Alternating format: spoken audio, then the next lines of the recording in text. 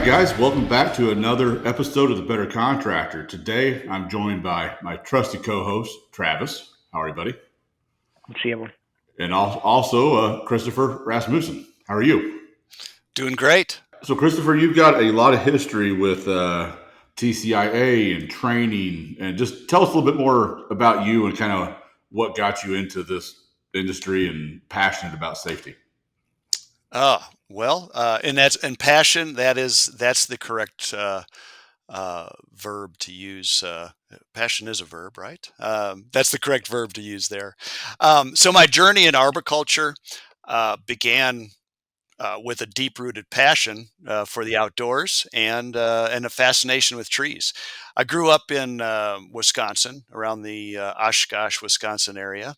So those that are familiar with that, it's the home of the Experimental Aircraft Association. But we had a small family farm. It wasn't our full-time business, but we had a farm where we did hunting. We also had a tree farm, and that's where I really learned and honed my chainsaw skills, and had some brushes with death because I was before anybody told me that there was such things as safety protocol. But my dad had a construction business, and I grew up in that. And in the 80s, we had a crash, and so he ended up going to work for a municipality. And so the construction business that I was supposed to take over didn't materialize. So I ended up moving down to Texas. Didn't think I would stay in Texas for very long, but I moved down to Texas in the late 80s and worked for a construction company. The whole time I was also doing tree work on the side. Again, it was my passion. But the construction work was working from heights. So I was building, forming forms for elevator shafts. So loved working, and I realized at that time I loved working from heights. And most of my tree experience had been on the ground. More of like a logging type. Cutting trees from the ground and logging them. So in Texas, I got exposed to line clearance contractors, and I was like, I've got to learn how to climb. So I already had the gear because I'm working on these elevator shafts hanging off the side of forms, working with cranes, and so I taught myself to climb, and based on that, and even I I was I found TCIA and ISA, and so I started pursuing, getting legit credentials. So I honed my skills, to learn and to train. And I found out that as my interest in the industry grew, that I was really drawn to the safety aspect of it. And so not only because I knew that was important, not only for the workers, but also for the well-being of our environment. So, and then as an instructor, I had the privilege of, sharing my knowledge and expertise with inspiring or aspiring arborists, and teaching them climbing techniques. And I got a great story. Just when I was in Houston at Save a Tree, I pull up to do their audit, and a guy comes out. His name is Justin. He comes out and he goes, "You probably don't remember me." And he says, "We met back in 2012, and I wanted to learn to climb, and you taught me to climb. And from there, I went on. I started my own business, and then I realized that I wanted to do something more, and then now he's a sales arborist with Save a Tree." And so I posted, did a little bio and posted on my LinkedIn. But again, that spark, it was so satisfying, or I would just to know that that spark that I passed on to that climber who had never been in the tree industry before, and then what he went on to do, and then we meet up, years later. So that was pretty cool, and I've got all sorts of stories about meeting up with people. And in fact, I proposed that we to the TCIA magazine, the editorial committee. I said, hey, we should do a piece on just the connections that happen in the tree care industry, because tree people are real tight. You've been to the expos, you've been to the tree climbing comps. I love how they're so willing to share what their knowledge with other people. Like if you're a climber and you want to learn and you don't know anything about it, and you go to those competitions where it's the best of the best, those guys will take time out, and if you show an interest in something, they'll take time out and they'll show you their gear. They love, again, you get them talking about trees and their gear, and you can't shut them up. So I do love that at those expos and stuff is meeting those guys, and seeing their passion. And I'll tell you what, some of those guys are good when they do those competitions. It's crazy to watch how fast they are. yes, absolutely. So I don't know. Does that give you a kind of a snapshot?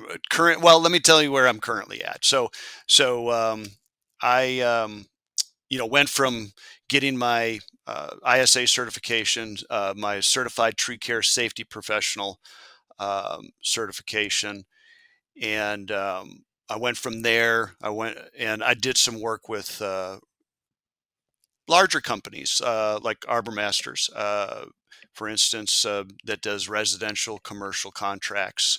I went on from that and did worked for the city of Fort Worth, and then most recently I was with city of Dallas managing urban forestry department in public works. Just left that at the end of April to do accreditation audits, do training, um, kind of full time. I get when I left Dallas, everybody assumed I was retiring, and I was like, no, not retiring, but just having a different chapter in my life. So that's what I'm currently doing, and the accreditation. So the accreditation portion of plays a real crucial role in ensuring that tree companies adhere to established standards, safety, professionalism, and so conducting those assessments and giving the companies feedback helps them identify areas of improvement and ultimately raises the bar for the industry. I think that's important. Talking about like raising the bar, that's something we're trying to do, even through this podcast and some of the stuff we're doing is raising the bar for all contractors. But you mentioned doing audits. Were those audits more like insurance company related, or who were those audits for? Yeah, so accreditation audit, and I think audits, that's what they label them, but I think audit's kind of the wrong word, because when I go to a accreditation audit or visit, let's call it a visit. I'm coming up alongside management. I'm not there to catch them doing something wrong, but if we identify something that is not being done properly, whether that's policy, or maybe the policy and the training isn't being imparted to the guys in the field. So this process helps to identify maybe where that they're deficient, and so they can focus on getting all of those things dialed in. So when I leave an audit, they're not going to be surprised by what my report says, because I'm upfront about everything that I find. If I find that they're like the CPR first aid is not up to date. Okay, how do we get that resolved? What's your path to get that done? Um, and if do you need a trainer? What do you need from me to get you finished up? And that's how I approach it. Now you did talk. So the other portion of that, there is a loss control portion of. So TCIA and ArborMax have kind of teamed up, and so there is a loss control, and we call it review. So if your insurance is through ArborMax, or I guess ArborMax is actually the underwriter. If your insurance is through them, then you'll probably get scheduled with somebody like me to come and do a loss control review. It's very similar to an accreditation audit, but it's through the eyes of insurance. So things like I'm looking at your structure, your electrical system, your plumbing. What's your roof? How old is your roof? Things like that. But we're also throwing in all of the safety checkpoints or check boxes that I would do with an accreditation audit. So kind of giving them the best of both. Um, TCIA and like I said, TCIA and ArborMax came up with this checklist, and they said, okay, statistically, companies that follow all these steps are safer companies, and that's ultimately what they want is a safe company. We have to pay for insurance, but we hope that we never have to use it. Yeah, no, that's good. Um, Thinking of our listener real quick. So a lot of our listeners are going to be business owners, people in the industry, stuff like that. In your experience, what is three things that you think from these audits and your time in the field that you would impart wisdom upon them with? Like what are three things that they should be doing, that you see during these audits? Uh, so number one would be a very robust safety policy. So I mean, that's more than three things right there. But a safety policy is your blueprint to a safe working environment. So safety policy, employee handbook, and again, TCIA has templates. They have there is help. If you don't know, I don't know how to what elements I need in an employee handbook. There's templates out there for that. But that gives you so your safety policy, your employee handbook gives you a pathway not only to limit your liability as from a company's standpoint, but also you're showing your employees that this is your roadmap. Here's what we have laid out. You can expect to have evaluations every year. You can here's my training curriculum. I've got you come in as a climber, and then if you want to, you move on to I'm sorry, come in as a groundsman, come in, and then you move on to climber, aerial lift operator. Um, and so they have having all those in place, I think, enhances your ability to attract um, personnel that quality personnel. How often do you see a disconnect between those who have actually implemented good safety policies, have a good handbook, but aren't necessarily implementing? How often do you run across that where they might actually have everything great on paper, but what they say they do versus what they do are maybe very different? So where I see disconnects, so every an accredited company has to be audited every 3 years or reassessed every 3 years. And I have gone into the companies where they've had personnel changes or they've had kind of big shakeups, and all of a sudden, all that documentation that was supposed to be managed, nobody took charge, or the person that was doing it has left the company, and it just all fell apart. Again, I'm not there to scold them or write them a ticket. I'm there to say, okay, what do we need to do to make to get things back on track? And if if they're you know if they're very motivated, that's an easy conversation. Um, and most of I don't think I've ever run across a company that has kind of, let's call it, backslid, and didn't want to get back to the status that they were 3 years ago, so most of the companies that go through the accreditation audit, um, they they don't need it for to to run their business. It is valuable, like if there are some contracts that require accreditation, but for the most part, it's a milestone that companies want to achieve because it sets them apart from other companies. It also, um, I think, it provides value because, again, it makes you more safe, and just by default, and so your insurance, it should give you access to insurance that is more competitive. So I think that's the value that I see in it from an auditor's perspective.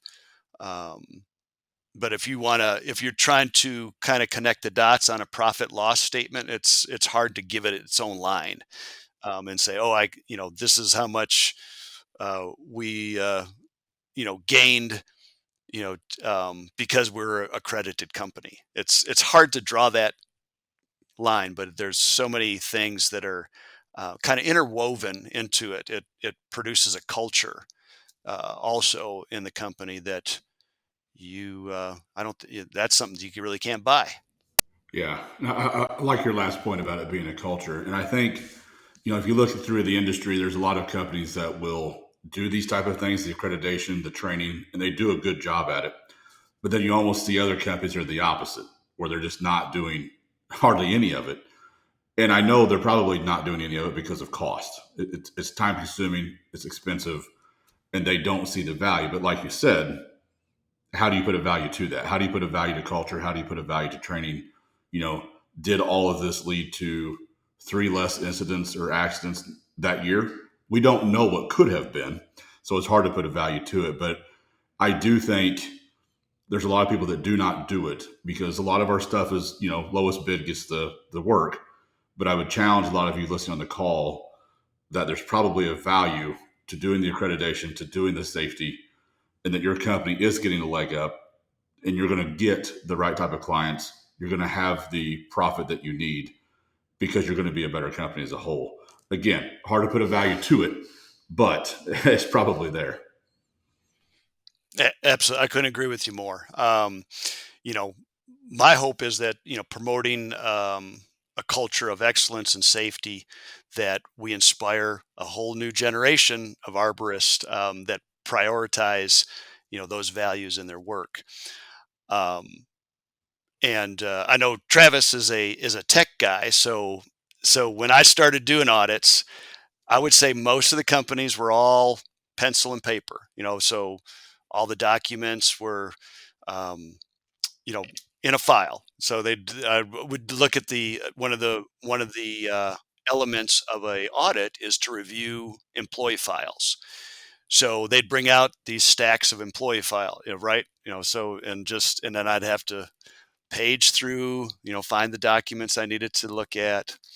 Now, the majority of the companies, a lot of it's cloud based. Their onboarding is all done digitally. So I say, okay, show me where they signed off that they received the employee handbook. Boom. Show me where they've received the safety policy. Boom. So I love that part, and that, again, that just speaks to what's changing in our industry and how um, we can embrace that, um, but not lose the human touch, if that makes any sense. It does. I want to go back to culture 1 second because I had one more thought there. Okay. That is something. So everybody's struggling with employee retention, getting new employees in, and I look at you're talking about the accreditation. The good employees, for the most part, the good climbers, the people that love this type of work in this industry, they want to work for that company that is accredited, that is doing the training, that is doing everything you mentioned. So if you're a business owner and you're like, man, I want these guys that Kristoffer's talking about, you got to do that type of stuff to attract that type of employee and retain them. If your whole business model is we're going to be cheap, we're going to do it quick, we're going to get out of there, I'm okay with a little bit of employee turnover because I don't really want to pay that much in labor costs, you're not going to get or attract that type of employee, period. And I think we're a little bit in a culture now where we're starting to value the quality, the customer service, and the culture a little bit more. We went through several decades where we seem to cheapen everything. You go back to the early 1900s, we built beautiful buildings that are still around today. 70s and 80s, we didn't really do a whole lot of that. Those were some kind of ugly buildings that we built. The fast food stuff that came on scene in the same time frame. Your big box retailers, same time frame. I think we're getting back to an era where people are going to want that human connection that you mentioned. They're going to want to work somewhere where there's a culture. They're going to want to work somewhere that people care and want to do better. So I would challenge some of the people listening. If you're on the fence of whether or not, hey, this stuff is worth it or it's not, think back to what you want your business to be. If you want it to be the business that Kristoffer is describing, you got to do the work and do that type of stuff. If you're okay with what you're doing now and you like what you're doing, then, I guess keep doing that route. But anyway, just a little tangent I was thinking about while you were talking there. Yeah, absolutely. Um, yeah, it's the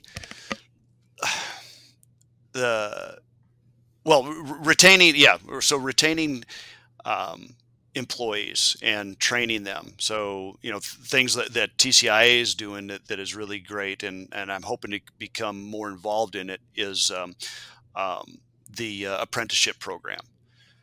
Those are super valuable. I wish I tried to get one started in the Dallas area because I think municipalities are a perfect petri dish for training arborists. That's just my personal thought because, and the reason being is because in a municipal setting, you don't have quotas. You aren't rushed, and because I've told my guys this that working in Dallas is I don't ever want to have anybody say that they were felt like they were rushed through a job. Whatever we need to do to get it done and get it done safely, that's what we're going to do.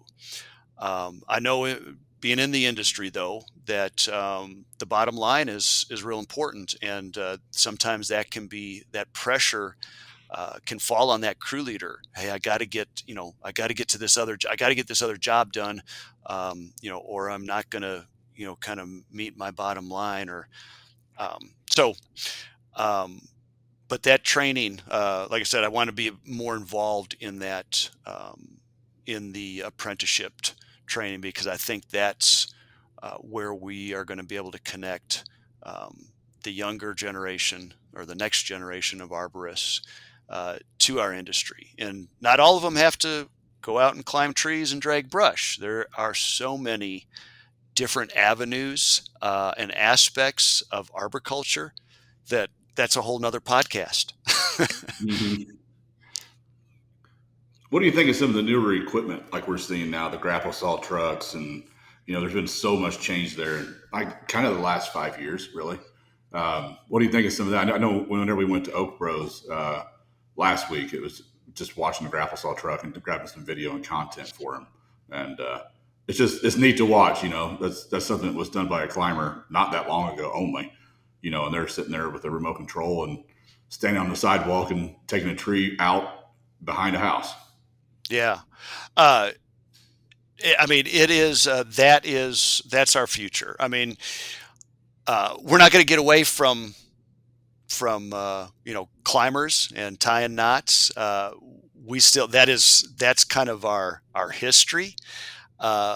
and I love that, and that's why I love going to the Texas or tree climbing competitions. I say Texas because we just had Texas tree climbing comp was just last week. Um, but yeah, those watching those guys, dance around in the trees is like a ballet. But I think you can say the same thing about um, the grapple saw operator. Operating those joysticks.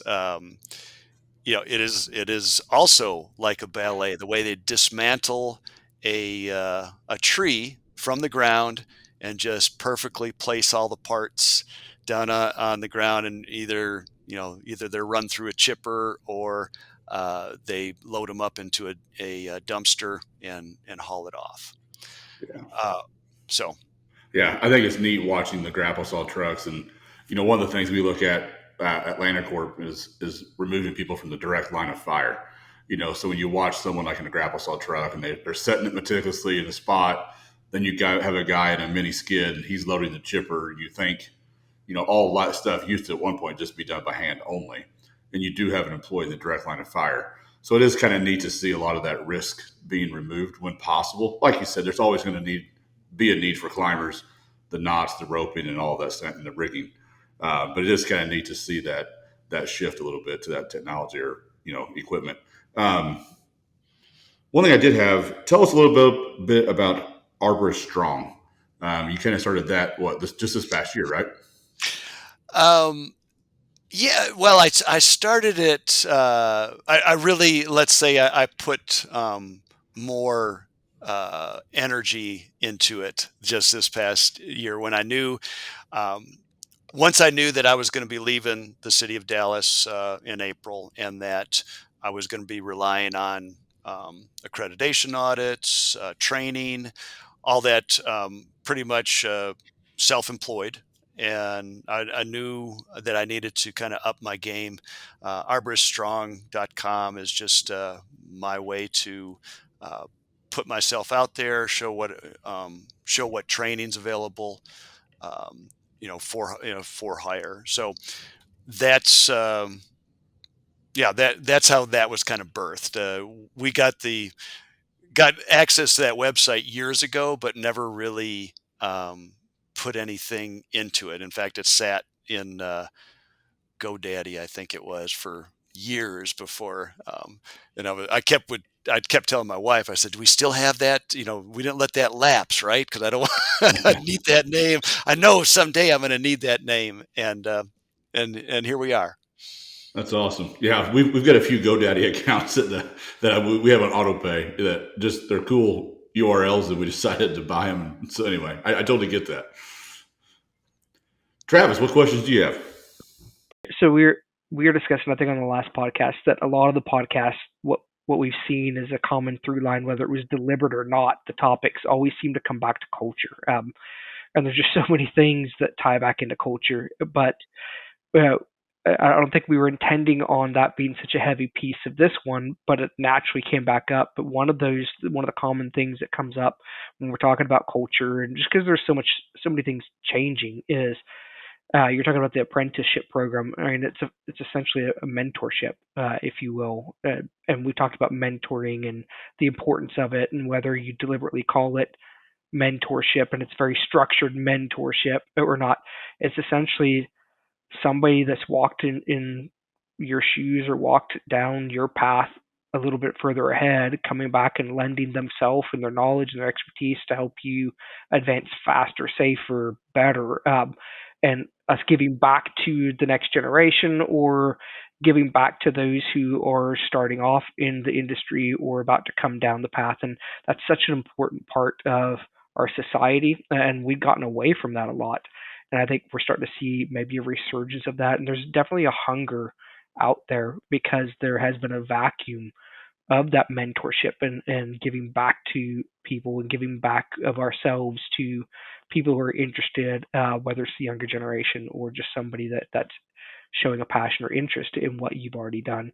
And such an important piece. But then the technology piece too is whether it's a grapple saw truck or it's software or I love the documentation example. That's such a mundane I guess low hanging fruit as far as an innovation is to move your documentation online, so it's trackable, editable, scalable, and that you can searchable. I mean, there's so many benefits, and it baffles me. It's just maybe a fear factor, a fear of the unknown, or apprehension about it that would prevent people. But as soon as they start to peel back the layers and look at some of this stuff, it's pretty logically straightforward as far as why you should be implementing these things. But a lot of that, I mean, it's not innovating and adopting technology for change sake. I want change to change and it's cool or it's shiny.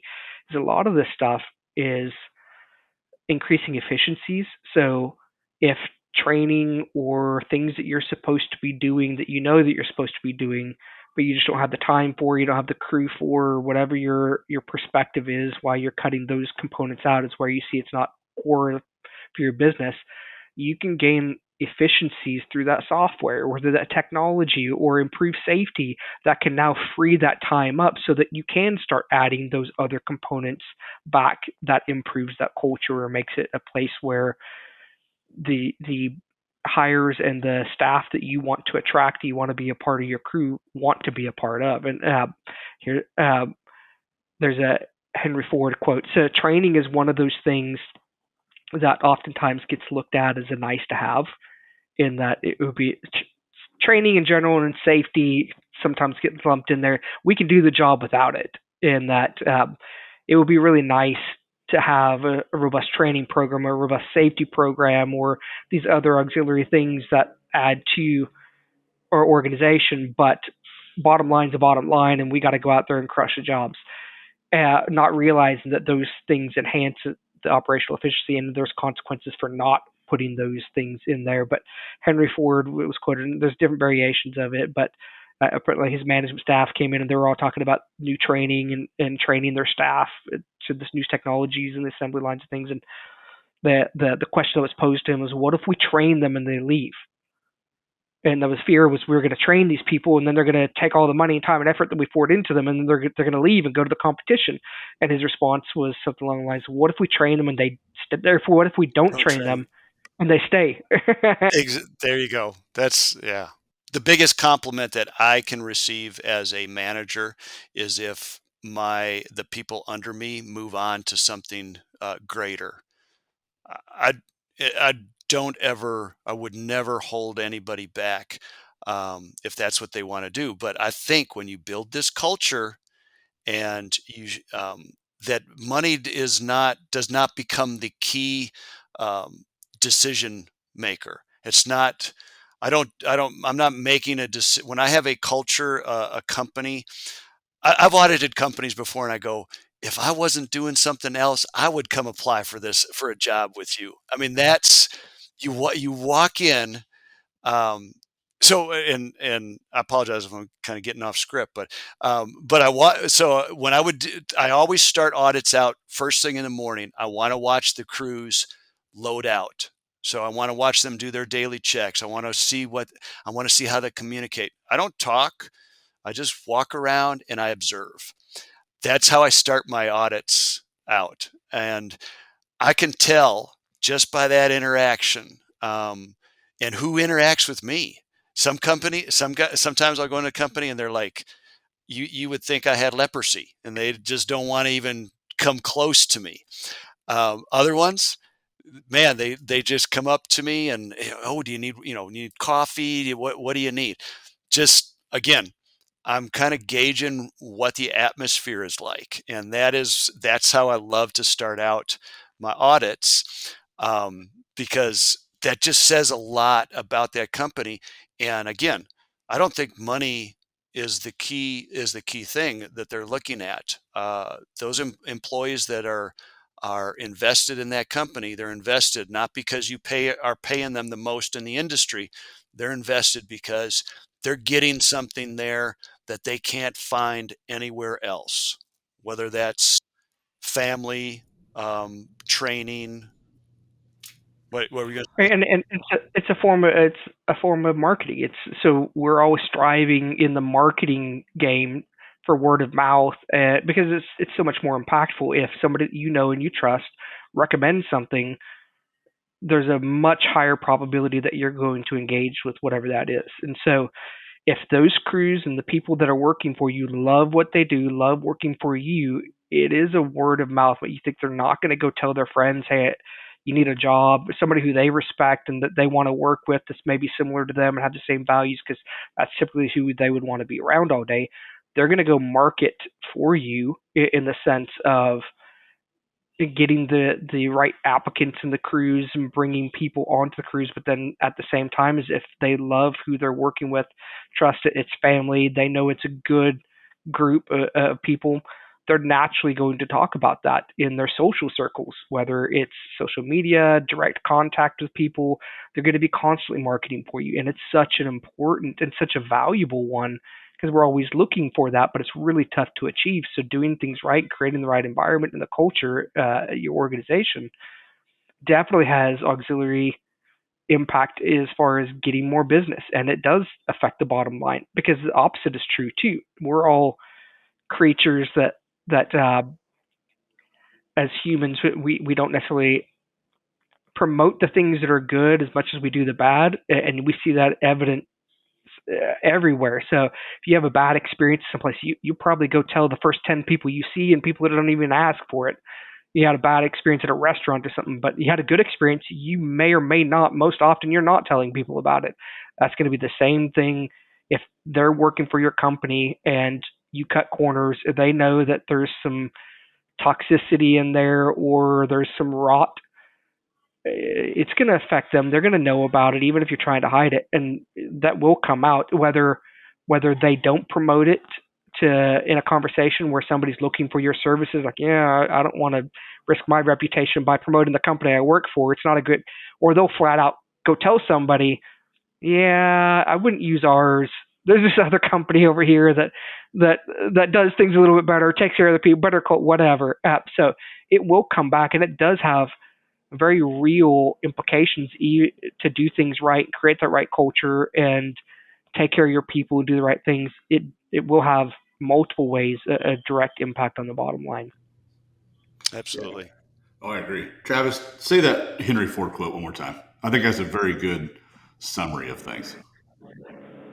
So there's slightly different variations with a lot of quotes out there. So it was Henry Ford's management team is the one that I'm most familiar with. Came to him, and so their fear was that there was a lot of talk about training their staff, and there was a lot of changes happening in the industry, and the fear was that they were going to invest because it wasn't cheap, and there was new competition coming in line adjacent to Henry Ford, and so the management staff was fearful that if we train these people, they're basically just we're going to pour money and time and effort into them, and then essentially they're going to take that and then go work for the competition. So we should hold off and not do it. And his response was, "What if we don't train them and they stay?" Yeah, and I think that is perfect. That's like a tie-in of all of this because I think a lot of people because it is expensive to onboard an employee, to keep them, to train them, to do all that stuff, but it is extremely expensive to keep one that doesn't know what they're doing, or they mess up, or they cost an instant, or just a bunch of customers repeat business, or bad word of mouth. So, I think enough people don't pay enough attention to those things. They think, oh, I can save a little money here or there. Well, actually, you're not really saving money probably long term. So you're actually costing your reputation. Your reputation is everything. Any final thoughts, guys? Kristoffer, anything you haven't said that you think you should impart? I love this podcast and love talking to guys like yourself that are, been in the industry for a long time and have a ton of knowledge under their belt and willing to share it. Yeah, no, I mean, just I think we touching on technology and one of the things that's kind of driving those grapple trucks, the because we can have smaller crews, but also just look at the statistics on there's still a lot of older wise gentlemen like myself that are in the industry, and so that older workforce has required that we need to work smarter rather than harder. My hope for the future is though that we keep these very knowledgeable men and women around, so that we can instill that passion, that for trees, and to a next generation, and that moving forward, again, we'll still use the technology is here to stay. It's only increasing, and I'm looking forward to what I can't wait to see the virtual reality training of Travis and I have talked about that. I think aerial rescue, first aid, CPR, or responding to like a life-threatening bleed, putting that into a virtual reality setting. I mean, I can see it because I've seen my younger boys play, and on it, and I'm like, and so while they're playing, I'm thinking, oh, we could do that, and that's so valuable because there there's a phrase that I use in my safety training, is that the mind or the body can't go where the mind has not first been. So what that's saying is pretty much we have to talk about these situations that we don't want to be in. Things like coming in contact with a electrical conductor, and what the consequences of that are, getting cut by a chainsaw. So exposing it's hard to expose that in a classroom setting, or even the just PowerPoint pictures. No, and I think when you were talking, it made me think, when people think of skilled trades, people do not often think of, the tree climbing, the tree industry as much. But really, it is a skilled trade, and there needs to be a promotion, I think, within the industry that this is actually a craft. People talk about craftsmen, and a lot of craftsmen will have pride in whatever it is they're doing. You think of watchmaking, the old school shoemaking, whatever it is, those are all crafts. This is technically a craft. I think rewording it and getting the younger generation to realize this is actually a skill trade. It actually is a craft. Be proud of it, take pride in it, and keep pushing yourself to do better at it. So anyway, I was just thinking that while you were kind of describing, your mindset of it, and that's what it is. You view it as a craft, and that's awesome. Absolutely. And here I got to highlight this word on my shirt. So Scytherism is the sound that the wind makes going through trees, and I got this actually from a tree company. Again, one of these tree companies that if I were a younger man, I'd probably go work for them. But they are so. They love what they do so much. They had these shirts printed for their employees, and I was honored that they gave one to me. Um, that's the kind of culture that I think that I see a lot especially in accredited companies. No, that's awesome. I was wondering what what that word on your shirt was the whole podcast. I'm like, do I bring it up, or is it maybe an inappropriate word? I wasn't sure. Nope. Yeah, I was going to say, and you're almost afraid to ask. You're like, sister. So so if you Google it, it says I think on Google it says it's a obsolete word. But I wear it every chance I get. It came about. Remember when we first started doing during COVID, everything went virtual, and so you'd have to do like icebreakers to get everybody comfortable with talking on videos. And so, they would. One of them was, what's your favorite word, or I think something like, and so this was my favorite word. I love it.